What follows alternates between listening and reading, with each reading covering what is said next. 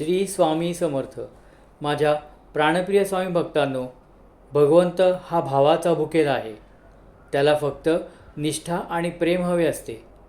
तुम्ही प्रेमाने भगवंताशी संवाद साधलात तर तो तुमच्याशीही बोलतो.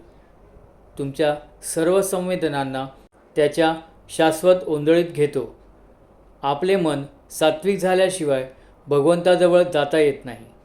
अहंकार आणि उपाधी गळून पडल्याशिवाय भगवंताचे दर्शन होत नाही.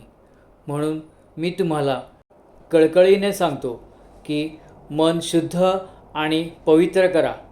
ते फक्त अखंड नामस्मरणाने होते एवढे तुमच्या लक्षात असू द्या, म्हणजे झालं. अखंड नाम आपल्याला भगवंताच्या समीप नेते, हे सत्य विसरू नका. श्री स्वामी समर्थ. जय जय स्वामी समर्थ.